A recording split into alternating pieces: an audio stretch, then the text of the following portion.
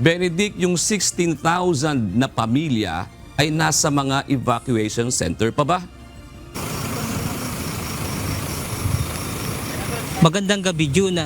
Kanina dahil medyo gumanda na yung panahon dito at nakita na yung sikat ng araw ay mayroon ding ilang mga pamilya ang nakauwi na sa kanilang mga tahanan. Pero yung mga kasalukuyang binaha pa rin, o baha pa rin sa mga oras na ito ay nananatili sa mga evacuation center.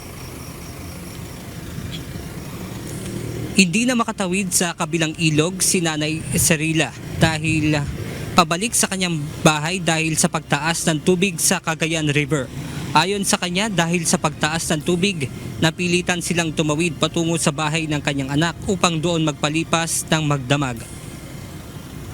Ganon din mapasukan ng tubig po. Lagi pag may malakas na bagyo. Sa ulat ng Isabela Provincial Disaster Risk Reduction and Management Council, may 5 bayan at lungsod sa probinsya ang iniulat na may binahang barangay. Ayon kay Ezekiel Kilang, spokesperson ng Isabela PDRRMC, isa sa naging dahilan ng pagbaha ay ang pagpapakawalan ng tubig ng Magat Dam at ang tubig baha na nagmula naman sa mga karatig lalawigan. Ito talaga yung inaasahan ho namin kasi ang Isabela ho, sir, ay flood prone area ho talaga. Ang Isabela, geographically, napalibutan ho yan no, ng Cagayan River. So yung tubig baha ho kasi mula ho sa may Aurora Province and Quirino Province, babagsak ho dito ho sa aming home probinsya. Sa bayan naman ng Rojas, kasabay ng paglaki ng tubig sa Sipu River, nagpatupad sila ng forced evacuation upang matiyak na nasa ligtas na lugar na ang mga babahaing residente.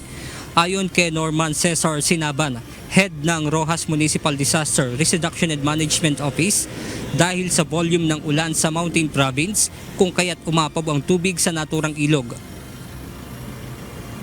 Yung biglang pagtaas niya 7 feet up to critical level na umabot siya ng mga 16. So kanina itong tumaas, sila lang yung nirescue natin at pre-empt natin and finance evacuation. Isa nga sa lumikas ay sina Lilibet Camacho. Kwento niya nang makita nilang tumaas na ang Sipu River ay nagmadali na silang lumikas. Bigla pong lumakas yung ulan, sir, tapos yung ilog at saka yung sapa namin parang magsasalubong na po, sir. Oo, sir, hindi na po kami naghintay ng rescue, sir, kasi po malapit na po yung tubig sa mga bahay-bahay po namin. Samantala sa inilabas na datos ng Isabela PDRRMC, as of 7 a.m. kanina ay umabot sa mahigit 16,000 o katumbas ng nasa 48,000 plus individuals ang inilikas dahil sa naranasang sama ng panahon.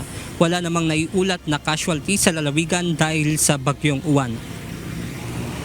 June, sinabi rin kanina ng Isabela PDRRMC na yung nakita natin o yung nag-viral na storm surge dito naman sa bayan ng Dinapige ay wala naman nasugatan at yung mga nasa lanta o yung 2 bahay doon na nasira ay nasa evacuation naman yung mga pamilya na nasiraan ng bahay.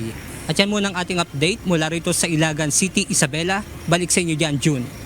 Maraming salamat, Benedict Samson.